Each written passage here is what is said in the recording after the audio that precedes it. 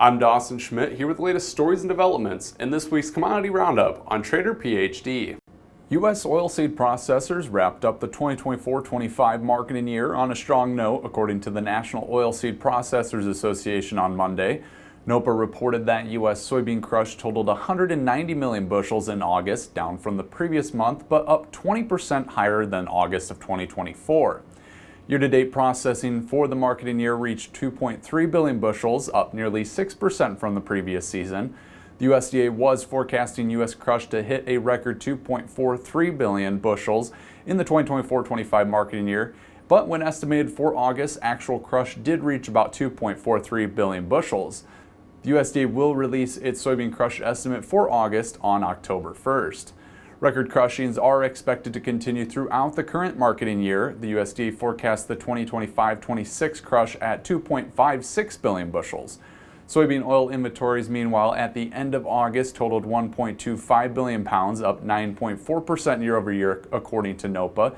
Inventories rose above year-ago levels for the first time in over a year. Keeping along the lines of soybeans, U.S. soybean meal exports have been moving along at a rapid pace this season due to record crush and lower exports from Argentina. U.S. soybean meal exports have been above the 5-year average for much of the current marketing year. As of September 4th, exports totaled 14 million metric tons, up 13% from the previous season, according to the USDA. World Agricultural Outlook Board Chair Mark Jekanowski explains how Argentina is playing a role in that. Lower soybean meal exports from Argentina, where Argentina is actually shifting toward exporting more soybeans, unprocessed, uncrushed. So that increase in soybean exports by Argentina means they're crushing less and exporting less meal. That is shifting some of that meal demand to the United States. Weekly data from Global Ports Ltd. showed Argentina's soybean meal exports have been below the 5-year average for much of the current season. Major imports of U.S. soybeans this season include the Philippines, Colombia, Mexico, and Canada. Fed cattle slaughter in the U.S. has seen a noticeable decline this year. Weekly U.S. data showed U.S. fed cattle slaughter is running about 4.3% behind a year ago at the end of August. Much of that decline has been attributed to tightening cattle supplies in and outside of feedlots over the past few years. However, driving the decline is lower heifer slaughter.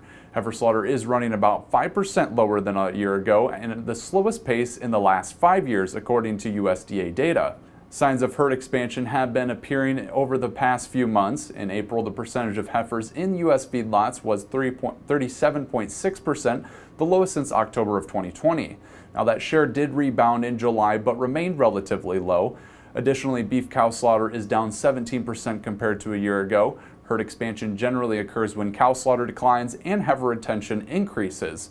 This year's July cattle inventory report showed beef heifer retention was down compared to the 2023 report, but better signs of expansion might not appear until the next cattle and calves report in January.